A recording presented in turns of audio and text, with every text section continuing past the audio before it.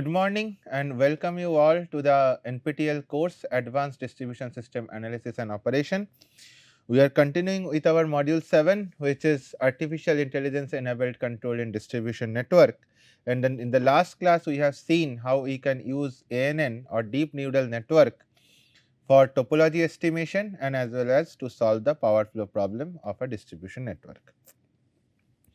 So, we will continue with that how you can use AI in distribution network management, but today we will explore a different AI tool which is named as physics informed neural network. Now, what is this physics informed neural network, or in abbreviation we call it as PIN. Okay. So, what we did for the standard OPF model or standard load flow model, classical optimization technique, generally we use the physical model, the branch flow model or branch injection model. We have already studied all these things, bus injection model and branch flow model. So, we know the model and we are using it for the power flow or the OPF analysis. So, that kind of model is called white box model, where you know which physical constraints you are feeding to your network and accordingly what results you will get, right. So, this is called white box model due to their reliance on their known principles. Now, due to the complexity of the real world power system, because it is a very huge interconnected so many DERs, it is often unrealistic or cumbersome to derive the perfect power system models and specific parameters. Okay. For that, actually to overcome that, we use deep neural network. Advancement have enhanced data representation and problem solving capabilities, especially for complex systems that we normally use when you have a very large system, when you have multiple switching devices, multiple DRs, very huge amount of load, different types of customers. So, you have to manage all of them. So, at that time we use deep neural network architecture. But the problem is that they are very fast computation, that is fine, that is their advantage. Powerful approximation abilities, that is also their advantage. But the main limitation we follow or we face, that is we do not know what is happening inside that model. Like you gave your input data, you got your output. You do not know whether your weights or biases has been trained properly. That will only come to know when your training convergence will not happen properly. Or even you cannot figure it out whether your weights are not properly tuned or your biases are not properly tuned. You do not know. So, that is why it is called black box in nature, where you are not quite sure what is happening inside it. So, challenges with DNNs include high data demands. First of the thing, you need a very high data, limited interpretability. That means you cannot interpret what is happening in that black box model. Potential for physically invalid prediction. So, sometime it may happen that with the prediction algorithm, what results you are getting, now when you are going to apply that to the real field, that result is infeasible, that is not applicable result. That means that result is not following the proper physics of the system. Previously, when you do the classical optimization, whatever results we are getting, that results is we are deriving after following or after satisfying all the operational and the power balance constraints like equality and the inequality constraints. But now we are just dealing with the data. So, it may happen that prediction data will not follow that equality and the inequality constraint. So, if that does not follow that, then what will happen? You cannot apply it to the real system. It is just your decision, you cannot apply it. Okay. So, then the lack of performance guarantees for the real world. Then at the time of application, you have to perturb or you have to deviate from your actual solution you have received. So, then what is the use of your tool? Okay. So, to address this concern, researchers are now increasingly integrating physics based prior knowledge. That means your physical structure or physics of your power system with the neural network model. That will help the neural network to train, or your physics model will guide the neural network to train in its equality or inequality constraint manner. Okay, to follow that whatever results you are getting from the neural network, that has to satisfy the physics of the system, and that is why it is called a physics informed neural network or PIN, and it is a gray box. It is not a white box because you have the neural network in place. It is not the black box itself because now you have integrated the physics with it. So, it has become a gray box model. So, what is the advantage of using this PIN model?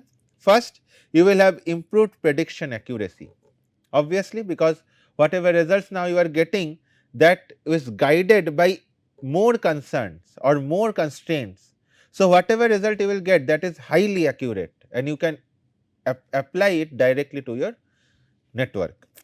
Improved interpretability, that means whatever results now you are getting, that is guided by the physics of the system. So, you know that results what I got, that follows the voltage equation, that follows of my power balance equation, that respect my rank 1 matrix for the bus injection model.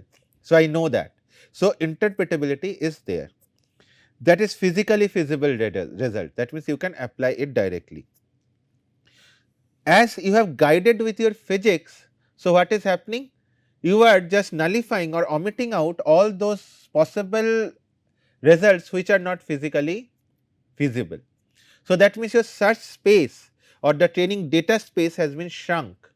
Okay? So, you need going for the improved training efficiency, that means you are just training your model with only the feasible data sets, not with the infeasible data sets. So, reduce dependency on large data set. So, if you have a good guidance, then you need not to have large amount of data.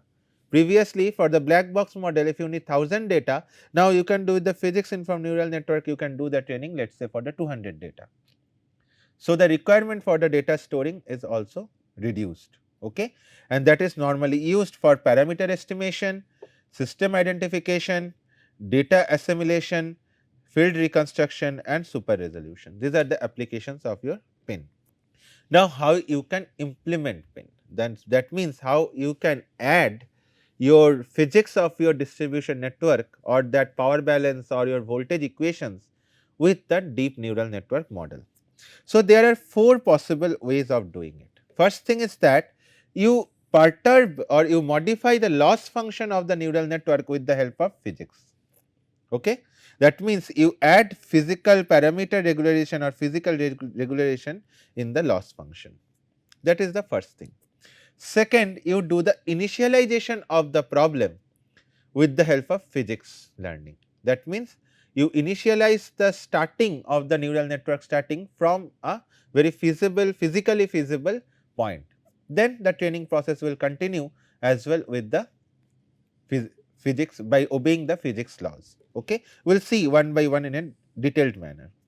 Then the third one is physics informed design architecture. That means you design your distribution network model, sorry, your deep neural network model by obeying the physics of the system.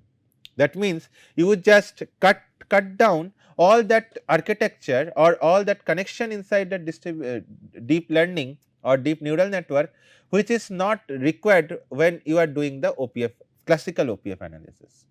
Okay? We will see what are those points.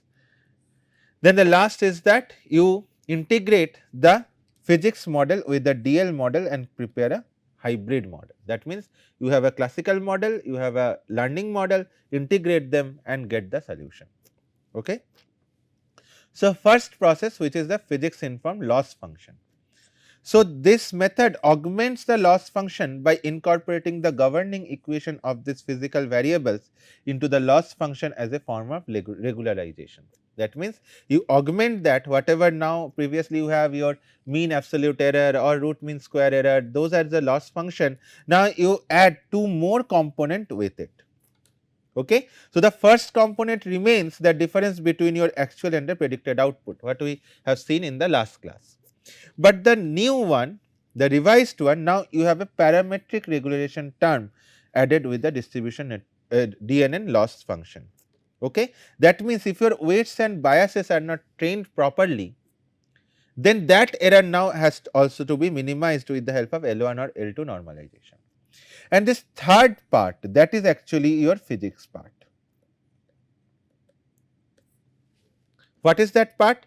That part says that represents the physical regularization term or PRT derived from the predicted output and the underlying physical equations. That means you, let us say you got a decision, let us say you got a reactive power decision from your DER, then implement that in the physics model. That means your power balance model or your voltage model, and see whether your power balance is restored or not. Your KCL and the KVL equation is satisfied or not. If they are satisfied, then this portion will become 0. If it is not, then you will get some positive value for it. If it is not satisfied, it is 0 when it is satisfied. So, if it is positive value, that will increase your loss function value, and then at the time of minimization it will always try to minimize your physics loss as well. So, physics loss minimization means you are forcing your solution or you are trying to derive that solution which will obey your physics of your network. Okay? And these are the constant terms we are using. This will be alpha. Sorry. So, physical regulation and term help to obtain feasible numerical solutions, especially for complex problems like nonlinear distribution network management. Okay. Adding physical constraint enhances the interpretability of the neural networks, aiding debugging and user understanding. That means, with your physics, that component, now whatever results you will get x star, you can assure how this results has been received. You can say first thing that is going for a correct prediction, it has no error or 0 error almost for obeying the weights and biases, and the third, it has 0 error when and it is obeying the physics as well. Okay. So, you can interpret the results by looking at the pin model. So, the PRT reduces parameter search space, which lowers the need for larger training data sets. Then the second method, that is the physics informed initialization. Okay. So, the deep neural network optimization is complex due to nonlinear and non-convex nature, okay, making it sensitive to initial weight selection, which significantly impact the convergence of the performance. That means, where you are starting, what is your starting point? At the starting, if your problem is going to a bad condition, that means it is a bad start. Okay. Let us say you want to go from here to your destination and you started 100 kilometer behind. Okay. That means, if the distance is only 50 kilometers and you started 100 kilometer behind, then will you be reaching to your destination properly? No. You will reach somewhere in the middle, and that is your bad solution.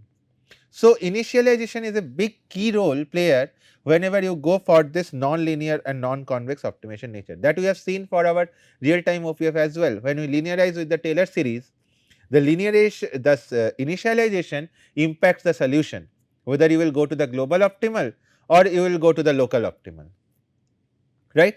So, if we can initialize that problem or initialize the deep neural network weights and biases with the help of physics guided data set, then the solution whatever you will get after training and testing, that will obviously obey your physics model. So, physics informed initialization uses domain knowledge to set the initial weights, okay, helping guide training and prevent convergence to poor local minima. Got it? One approach to implement the physics informed initialization is harnessing the synthetic data from the simulation to pre-train the DNNs and then fine tuning them with fewer observation data from the real world, similar to the transfer learning concept. What does it mean? First, with the ideal system from your network simulator, you simulate multiple scenarios that will obviously solve a OPF problem or a power flow problem, let us say in OpenDSS or in GridLab-D or in MyPower or in MatPower or in ETAP. You have huge number of softwares present. So, simulate those scenarios on those softwares and get the voltage and the power data. Okay. So, these are your ideal data. Train your model accordingly. So, if you train your model like that, then whatever results you will get, that is also follow the same physics, and that is those are 100% accurate. Sometime you will get the accuracy also close to 100%. After that you add some real world data with it. That means you are now doping your data set. And transfer learning, that we do for the transfer learning as well. We train to a model and then we apply to a real world system. The same thing we do for the physics informed neural network as well.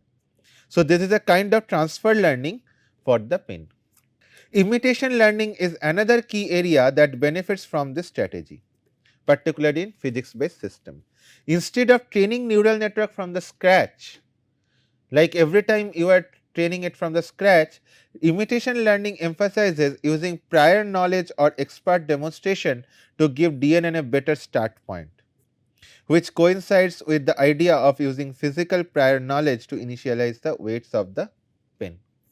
Okay? That means you are using the domain knowledge, that you will say that this the solution should be close to, let us say you are incurring a very high amount of load, and you have as a power system operator, you know if this amount of load is there, then your voltage at the bus will be close to 0.92 per unit or 0.93 per unit, close to that. You do not know the exact value, but you know the proximity of it.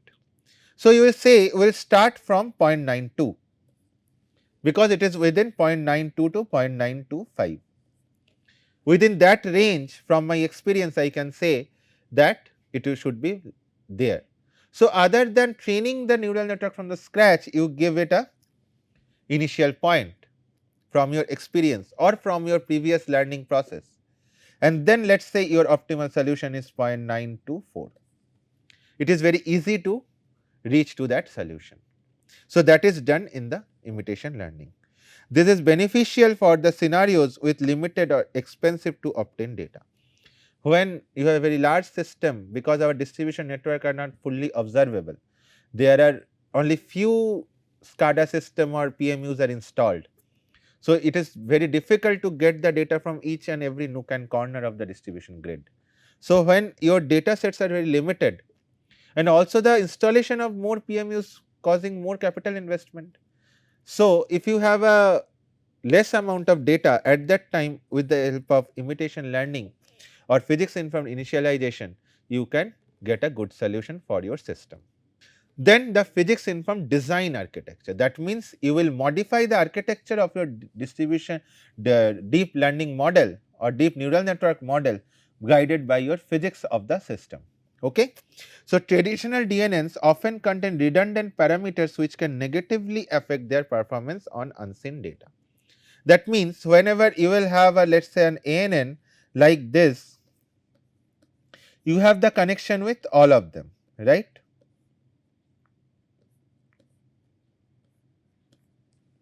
All the nodes are connected with all the nodes of in the hidden layers or the input and the output. So, physics informed architecture design aims to improve the efficiency and accuracy by structuring DNNs based on the knowledge from the physical and the engineering principles. What does it mean? Let us say you want to get your decision module is switching off circuit breaker, circuit breaker or capacitor bank. This is your capacitor, okay, capacitor bank.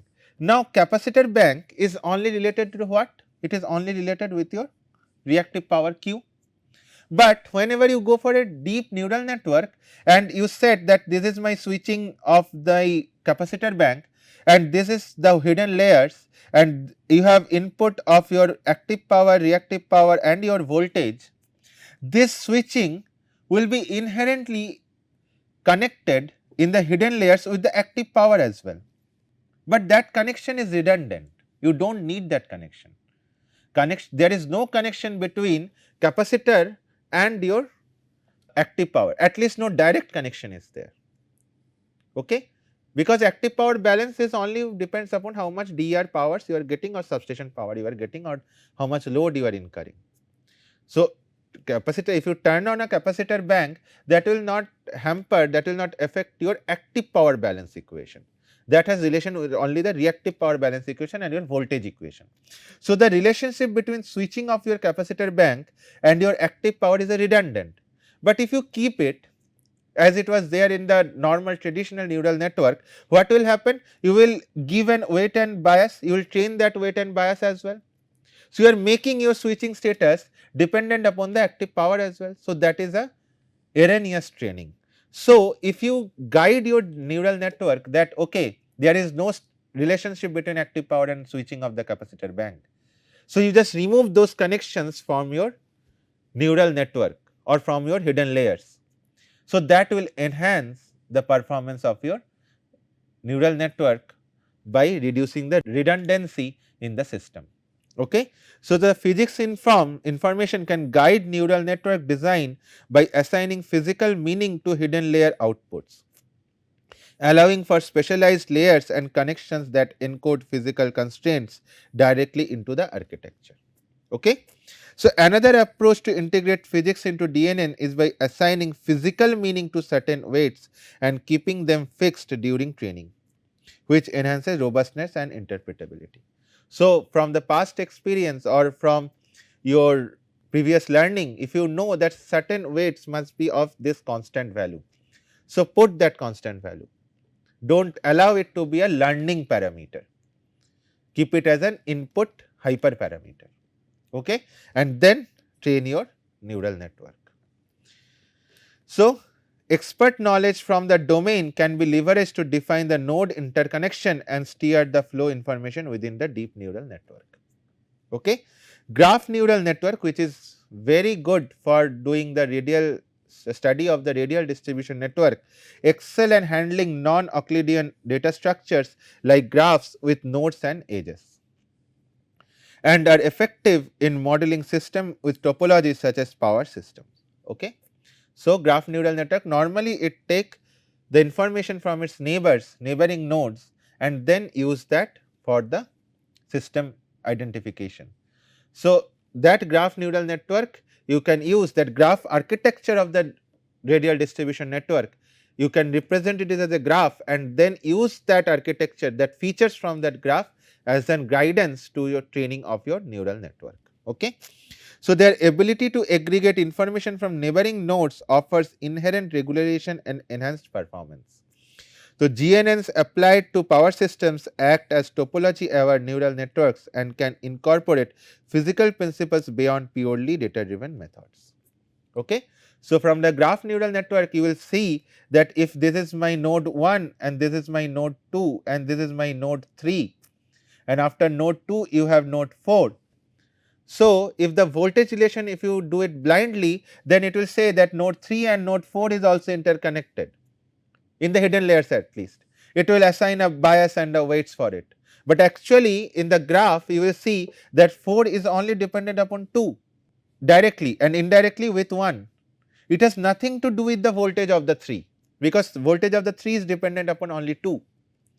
So, this redundant information you can just make it out from your neural network structure by giving this graph structure in with the integrating this graph structure with your neural network training process. Okay. Then the last thing, this is the hybrid physics and learning model. The hybrid physics deep learning model, also called a gray box model, combines the strengths of both white box, that is the physics based classical optimization, and the black box, that is the data driven module approaches. It leverages prior physical knowledge along with DL's ability to approximate complex functions, offering a balanced integrated modeling strategy. And that we can do with 3 strategies, that is first physics informed feature engineering, hybrid learning and ensemble style hybrid modeling. Okay? What are these? First, this is the physics informed feature engineering. Uses prior physical knowledge to extract and refine key input variables from raw data, enhancing the quality of features fed into the machine learning. So, it will use the previous prior physical knowledge to extract and refine from your key input variables. Okay? Whatever the input variables, you take the exact and dominant features out of it and then use that in the deep neural network training or deep learning training. The hybrid learning integrates neural network and physical models either by exchanging inputs and outputs or embedding one with the loss function of the other. That means you solve your classical optimization, you solve your deep learning, then give the output of the classical optimization here and then output of the deep learning here and see what is you are getting. You are just exchanging the input and the outputs between the learning and the classical module. So, DL models can also replace unclear elements of physical model. That means, if something is missing in the physical model or something is very critical, but you do not know it, that value you can get from the DL and you can send it to the optimization. And then optimization will give you a certain data, a physics informed data, and that you will feed to the DL for giving the proper decision. And when this consensus is attained, you will say this is your final decision. Ensemble style hybrid modeling combines output from both the DL and the physical models to make a joint prediction, okay, balancing the long term precision of physics models with the short term adaptability of the DL. That means, you have the output from your physics model, you have output from your DL model, you combine them together and then get your solution. Okay. So, we will see now that how your distribution network power flow you can do, as an example you can do with the help of PIN, a physics informed graph based learning approach that integrates data driven and physics based methods to efficiently and accurately carry out the power flow calculation in a 3-phase low voltage network. Okay. The method integrates physical constraints within both the model architecture and its loss function. That means, we have studied 4 strategies, we are merging 2 strategies, that is, you can modify the architecture of the network and as well as you can modify augment the loss function of the learning module. Electrical networks can be naturally modeled as graph, what I told, that you can do it as a graph, making graph neural networks a suitable approach for the distribution grid. Buses are treated as node, power lines are edges with features like voltage, power injection, resistance and the reactance. So, each node has the voltage and each line has the power and your resistance and the reactance value. The graph neural network uses message passing to allow nodes to update their features based on information from neighbors, aligning well with the power flow dynamics. The power flow problem is reformulated as a node edge regression task aiming to predict bus voltage line currents from the given inputs, and we will see how to solve it. First, the thing that you will represent a dual graph representation from your original graph. What is the dual graph? You have a node based graph, that is your original graph, that your buses are nodes and your lines are your edges.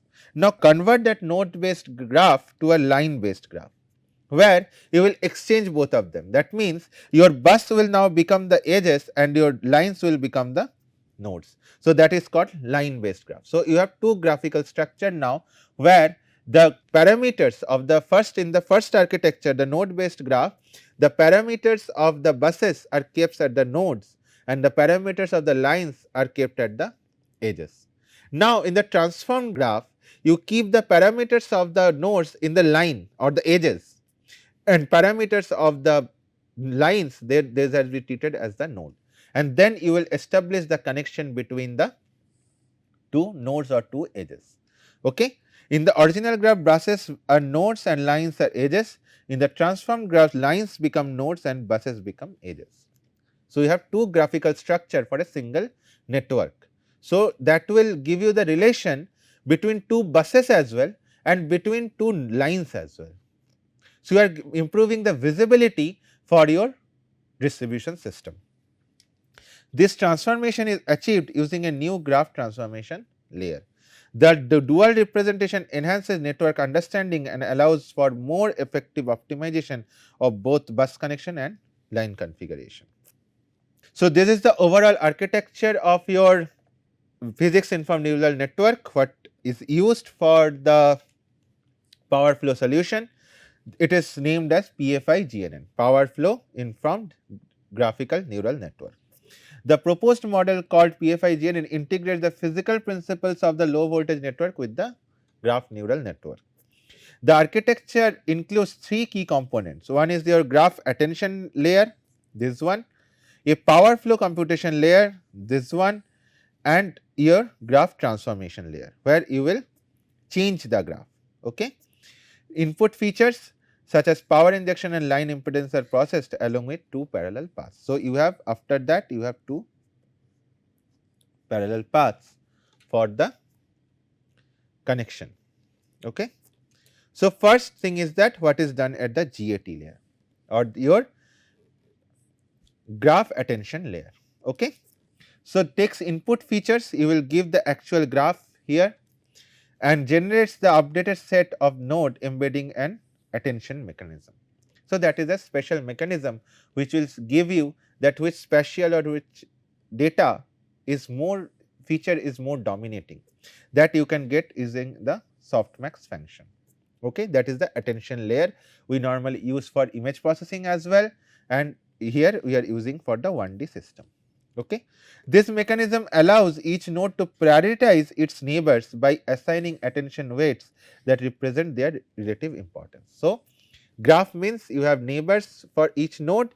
So, this attention layer will say that which neighbors or which node has more importance and which data you have to collect give you a good prediction accuracy. Okay. Then the second thing is the power flow computation layer. So, with that you send in the second branch of this algorithm, you send the graph network to this power flow computation layer. So, estimates active and reactive power flows P and Q across grid edges using nodal power balance equation and a forward backward sweep approach. So, you just solve a traditional power flow equation and you get your P and Q flow values. Now, integration of the physical principles. The layer embeds power flow equilibrium directly into the model by computing and assigning the power flow. So, you have calculated your power flow and now send those power flow data to your GAT layer. Okay. So, but before doing that, use a graph transformation. What you will do? Transfer computed line PQ flows onto a new line graph. That means, previously here you have your node based graph,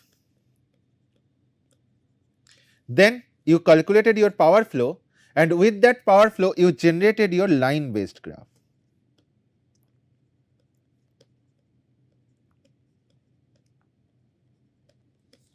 Okay. So, you have now here you are processing your node based graph data, here now you will process your line based graph data.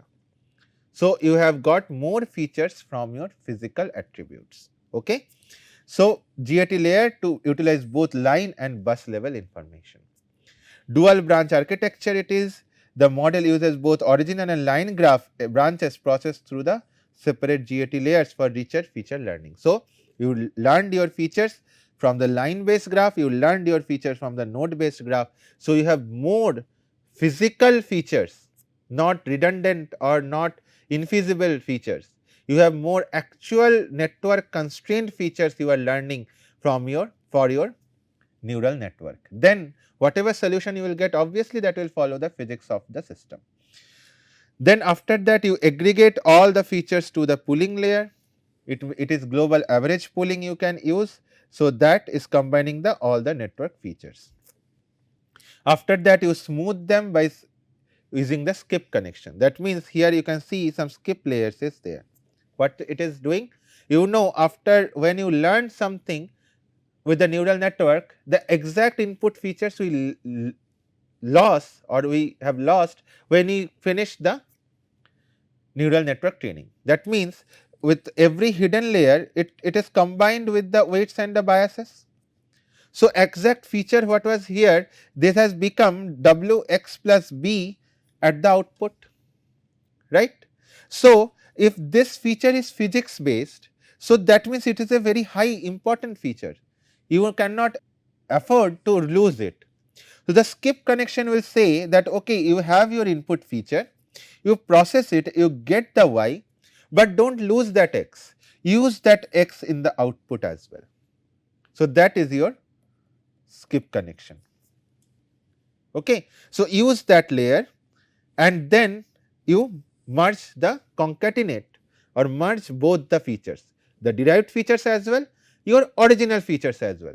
So, that means the visibility or the feasibility of your training has enhanced a very high value. Okay. So, after that you will have a fully connected layer and your predicted bus voltage and the line currents. After all of this, you have to modify your loss function. So, that loss function is augmented with the help of a data driven loss calculator, that is your actual L, which is previously we did for the deep neural network as well. Then you have a KCL loss ensures that total current balance at a node is 0. That means that will give that how much is the input current, that will be your output current. So, that means this will ensure that your KCL physics is restored if this value is 0. Then the third term will say the power balance, calculated as a sum of absolute difference of total power entering and outgoing at the node. Okay. So, that means the power balance and as well as the KCL current balance, if you satisfy both of them, that means your physics of the system you have restored at the loss function as well.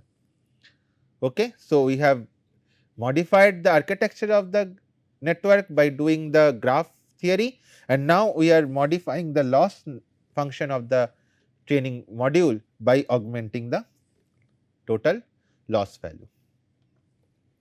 Okay. The model is trained using back propagation, same as like your DNN, both prediction errors and violation of the physical laws. These physical components guide the model towards solution that reflect the true behavior of the electrical network, enhancing reliability and interpretability. Okay.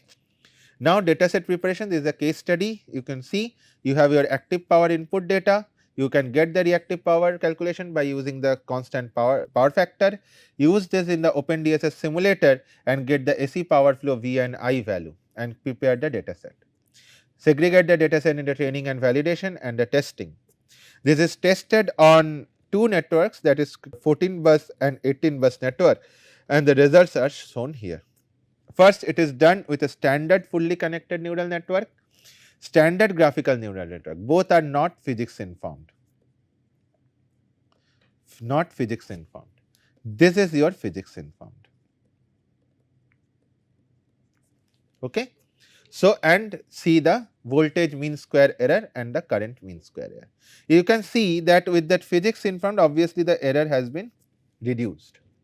If you can see the loss error, which is normally the first thing, like this term, if you only see the convergence of that, so you can see that all of them converges to a same value. That means, if you are if you are blind about the physics and you are training, your loss error is 0, almost close to. But for standard graphical neural network where the physics guidance is not there, you can see the KCL error is very high. That means, your system is not obeying the physics of the network. So, that is not possible. So, you cannot implement the physics blinded model output to the actual power system. So, in that case, this method, this power flow informed graphical neural method, you can see the loss error is very minimal. So, that is the beauty and that is the importance of your physics informed neural network for solving the distribution network problems. Okay. With this, I will end today's lecture and we will continue with this application of AI. We have seen for the DERs, we have seen for the networks. Now, only the one part is left, that is the consumers. So, we will see how the consumers action can be controlled or you can model with the help of artificial intelligence. Thank you.